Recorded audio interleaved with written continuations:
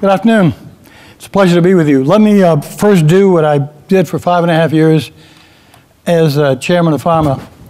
At every occasion when I had a chance to speak to those of you involved in this amazing industry and those of you involved particularly in the research and development and eventual distribution to patients of the great medicines that this industry has produced.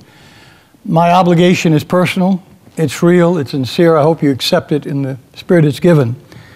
I want first to thank you for my life. And I mean that literally. I didn't leave Congress because I wanted to.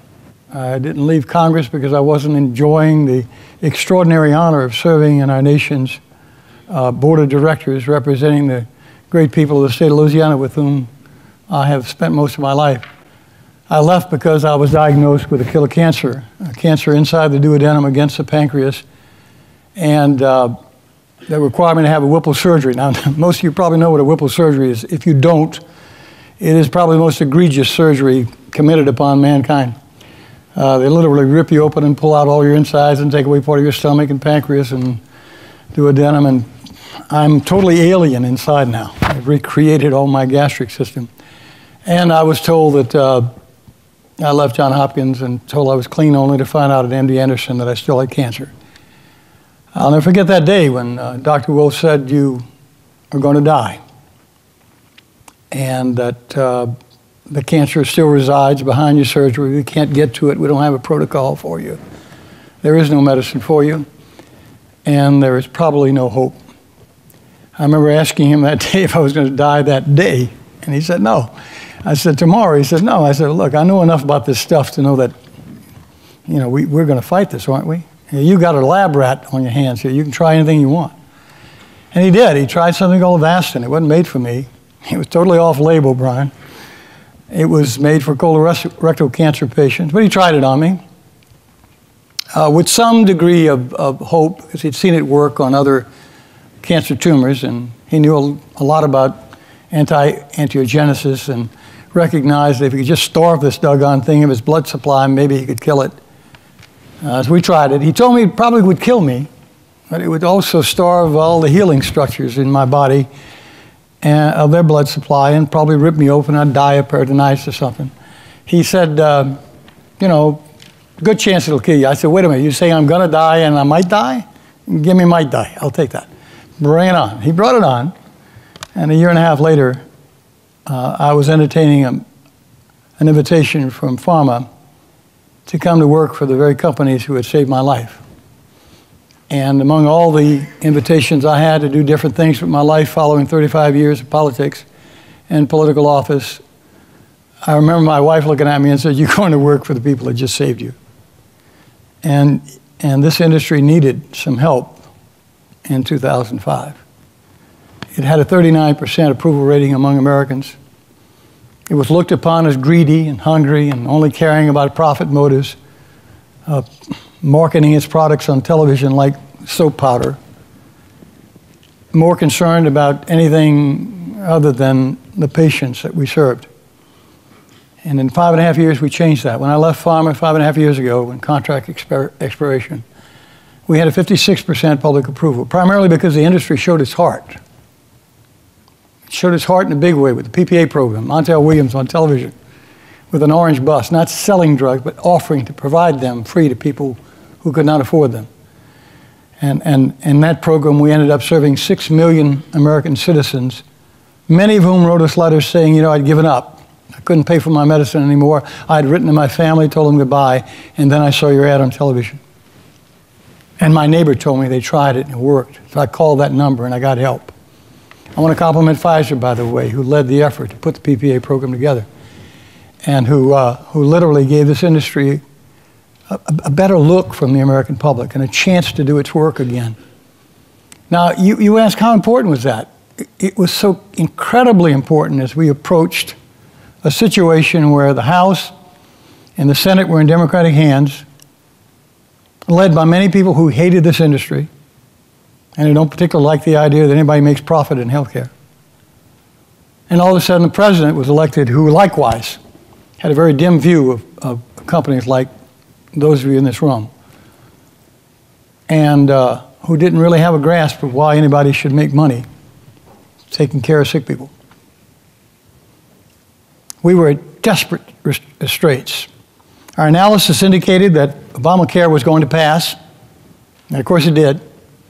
It was going to pass one way or the other. It was going to pass either as a single-payer system for America, or if we were smart enough to get at the table and not show up as the meal, maybe we could help influence some features of it. Maybe we could accomplish some good in the process and avoid some real damage. Let me tell you what could have happened in Obamacare if pharma had not helped this industry sit down at that table and avoid the worst. Number one, Henry Waxman's idea of price controls in Part D would be the law. Dual eligibles would have cost this industry several hundred of billions of dollars of extra money. What would be the law would be something like a 0 to 5 year data exclusivity for new biologics instead of the 12 years that we won, 2 years more than Europe. What would be in the law is language on comparative effectiveness, much like comparative effectiveness is implemented under NICE and other European systems where bureaucrats decide what kind of medicine is going to be available to patients based upon cost effectiveness, not actual effectiveness with patients. Bureaucrats like those at NICE that said Avastin wasn't cost effective and wouldn't be available to people of Great Britain. I'm so glad I'm an American instead of a Brit. I'd probably be dead. We would have had all kinds of features in that bill. IPAB would have the authority today that I'm worried about it getting, that it could start controlling what doctor therapies and what medicines would be available to Americans in our systems. This thing could have been so much worse. We also saw an opportunity to do something this industry needed to do, and that's to help close the hole in the donut in Part D. You know, I handled Part D in the House as the lead committee that passed it. I'm ashamed to say we didn't pay for it. It's part of the reason we had a deficit today. That was our mea culpa. But we passed Part D because we understood that seniors in America needed more than doctor and hospital care. They needed access to medicines. Keep them out of hospitals and out of clinics and out of doctors' offices. We passed it.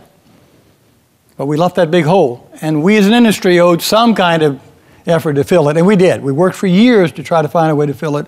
We saw that opportunity in Obamacare. It's going to cost us something. Why not make it do something good? And we did. So that's the story. We took a lot of grief for it. Cost us 80 to 90 billion. We're not quite sure how much it's going to cost before the 10 years are up. It's a big sum, but the president wanted twice and 3 times that amount when we got started. And I can assure you, if we could have killed that bill, that's a big if, I can assure you that this industry would have paid an awful price for that. Much of what I talked about just now would have been the law by executive order and by government regulation outside of legislative action. Well, the 2013 elections happened. Now, I'm going to talk to you a little bit about politics. I come from Louisiana where we love politics. Where Governor Earl Long, you might remember him from that movie about him and his girlfriend from Baltimore, Blaze Star. It was called Blaze. It was a great movie. Paul Newman played the role of Earl Long, our governor. Earl Long once said, it wasn't in a movie, but I love the quote. He once said, when I die, if I die, he said, I want to be buried in South Louisiana so I can stay active in politics. Politics is my game. Politics is the art of governing. It's the art of representing people. I was there when we did that. We actually worked across the aisle. I was Democrat for 15 years, Republican for 10. By the way, when I was a Democrat 15 years, I never had a Republican opponent. And when I was a Republican for 10 years, I never had a Democratic opponent. That's unheard of in America. But I came from a place at a time in beautiful South Louisiana where people didn't care about party. They cared about where you stood, not necessarily where you sat. And I was blessed to have that kind of a tolerant constituency. You're not going to see that anymore. The parties run the show, and it's a horrible, ugly, horrible, mean mess, and they play for keeps. I want to tell you a quick story, and then I'll get into the 2013 election and what it means. When I was a young lad just joining the Congress, I became one of the boll weevils, anxiously awaiting the arrival of a man from California named Ronald Reagan, who became our next president. We were in his office almost every other day. He was calling us conservative Democrats in to help him get his balanced budget proposals, his tax reform, everything passed. I was there one day when he was He had just come back from the hospital after Hinckley shot him at that meeting in Washington. He was all bandaged up. It was a much serious wound, more serious wound than anybody thought, by the way. It was a rib injury, and you know what rib injuries are. They're very painful. And you could see it on his face. He was in great pain as he would breathe and talk to us and read from his 5x8s about what he hoped we would help him with. And I remember stopping him, and I said, Mr. President, I said, don't you realize you got the whole Cajun delegation here today ready to help you? He said, the whole delegate, the two of us, me and John Brew at the time, representing the whole Cajun delegation. And he had a big laugh, and he called me a derogatory name, that only Cajuns call Cajuns. And I said, Mr. President, you can't call me that anymore. I said, we passed a law against that. You can call us Cajuns, Acadians, or Acadians, but you can't call us that name anymore. We passed a law against that in Louisiana, but we put an amendment on the back of the law that said you could still be one of those if you wanted to. Sort of a grandfather clause. He had such a great laugh out of it that he stopped breathing. Bent over and started changing colors. I mean, green and purple. It was horrible. And the Secret Service started moving in. You know, the guys with the things in their ears started moving in on him. And I could see the headlines, Tauzin kills President Reagan with a Cajun joke or something. Well, I'm seriously worried, and by that time he takes a deep breath and gets his composure back, his color starts returning, and the Secret Service guys start backing off.